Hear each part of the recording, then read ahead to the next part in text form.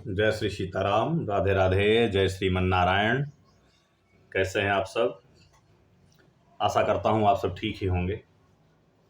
मैं पंडित राजेश तिवारी निर्मोही उपस्थित हूं एक बार पुनः अपने यूट्यूब चैनल राजेश निर्मोही महाराज पर एक बहुत सुंदर जानकारी लेकर के। आशा करता हूं आप सभी को यह जानकारी बहुत पसंद आएगी, इसलिए वीडियो पर लास्ट तक बने रहिए। आज का मेरा जो चर्चा का विषय है, श्रवण कुमार को किसने मारा।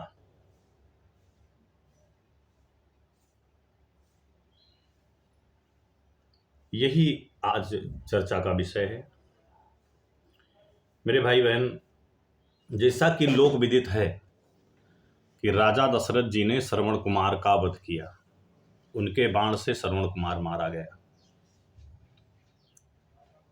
तो एक समस्या आती है, एक शंका होती है कि जब राजा दशरथ जी शब्द भेदी बाण मारते थे तो शब्द तो घड़े पर हो रहा था, उसको घड़े पर लगना चाहिए था। और दूसरी बात, जैसे ये श्रवण कुमार है, अगर ये खड़ा है तो तीर इसके सीने में लग सकता है। जब ये झुक करके पानी भर रहा है तब सीने में तीर लगने का क्या मतलब है? क्या वो तीर पानी से थोड़े ना निकला था? बस इसी बात पर आज चर्चा करने का विषय है। आइए शुरू करते हैं। बस एक निवेदन, अगर वीडियो पसंद आए तो इसको अपने इष्ट मित्रों तक शेयर जरूर करें। श्रवण कुमार राजा दशरथ के तीर से नहीं मारा।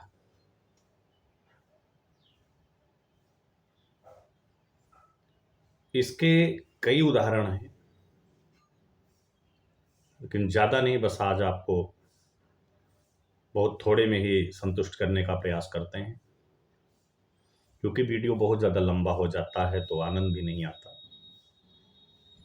इसलिए बिल्कुल बस छोटे से ही छोटे में आपकी शंका का समाधान करने का विचार है। श्रवण कुमार, आओ ध्यान से सुनते हैं। श्रवण कुमार कमंडल ले करके पानी भर रहा था। तो आप जानते हैं कि लंका नरेश रावण वो हर प्रकार से राजा दशरथ को मारना चाहता था कि इनके परिवार में राम जी पैदा न होने पाए। राजा रघु को भी मारने का प्रयास किया, अज को भी मारने का प्रयास किया, कौशल्या का भी हरण किया, बहुत बहुत कलाकारियां इसने की, लेकिन ये अपने मकसद में कामयाब नहीं हुआ, हमेशा फेल हुआ है। तो जब इसने श्रवण कुमार को देखा तो आकाश मार्ग में खड़ा हो गया, और उसी समय राजा दशरथ जी शिकार खेलने के लिए निकले, और सरयू के उस पार श्रवण कुमार जी जल भर रहे थे। तो आवाज तो इनके कमंडल से हुई। और आपसे बता दूं मित्रों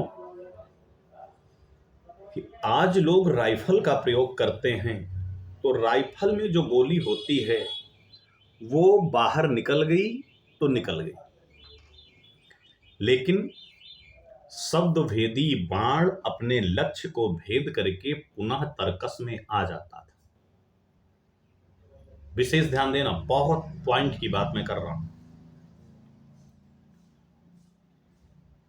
शब्द भेदी बाण शब्द को भेद करके तर्कश में लौट आता था, लेकिन वह बाण श्रवण कुमार के सीने में लगा ही रहा, जिसे राजा दशरथ ने खुद अपने हाथों से निकाला था।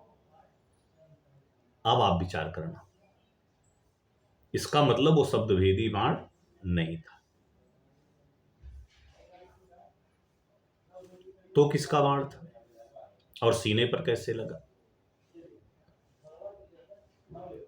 अब एक सेकंड के लिए, जैसे मैंने अभी आपको इशारा किया कि ये मेरी उंगली है, ये मान लीजिए जल बह रहा है, और ये श्रवण कुमार है, तो ये झुक करके जल यहां भर रहा था ऐसे, तो इसको तीर यहां लगा, तो क्या बाण समंदर से थोड़े न निकला था।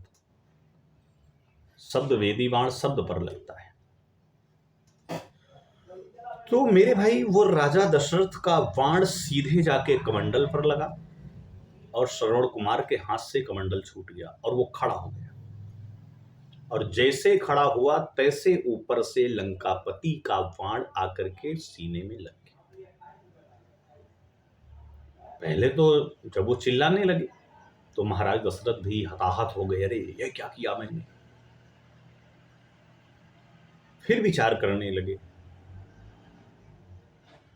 कि मैंने तो शब्द भेदी बाण चलाया था और ये बाण मेरा तो नहीं। तरकस में देखा तो लक्ष्य भेदने वाला बाण उसी तरकस में विराजमान है, विद्यमान है।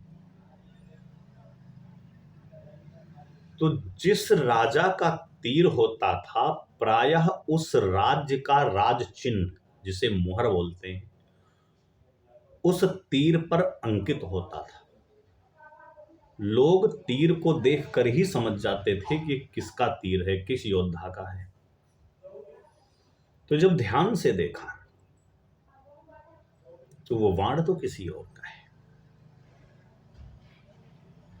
सो मेरे भाई बहन, लेकिन अब आश्चर्य की बात यह है कि श्रवण कुमार स्वर्ग सिधार गए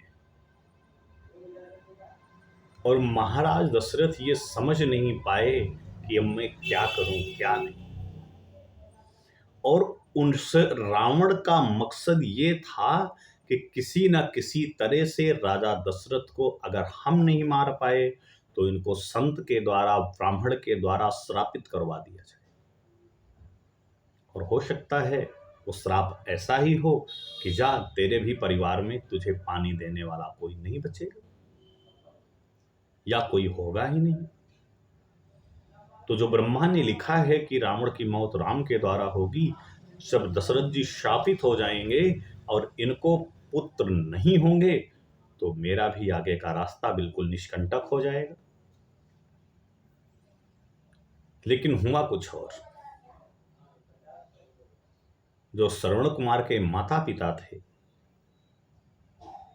उन्होंने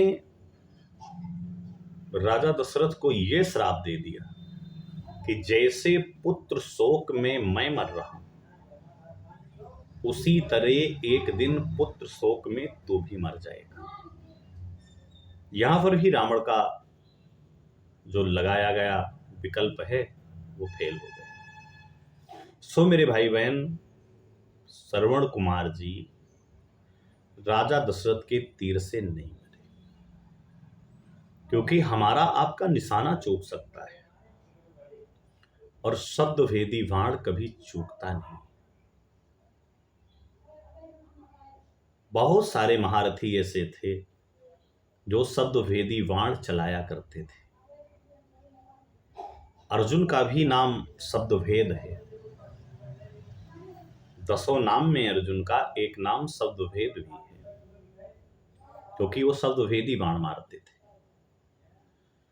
महाराज पृथ्वीराज चौहान के भी बारे में ये सत्य है कि वो भी शब्द भेदी बाण मारते थे। इसलिए मेरे भाई बहन, आज के लिए इतना ही। कल्पना एक नई जानकारी के साथ आपके बीच में उपस्थित होंगे।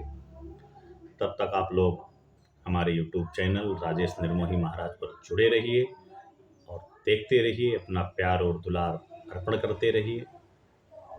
जय श्री सीता, जय श्री राम, जय श्री राधे, जय श्री श्याम।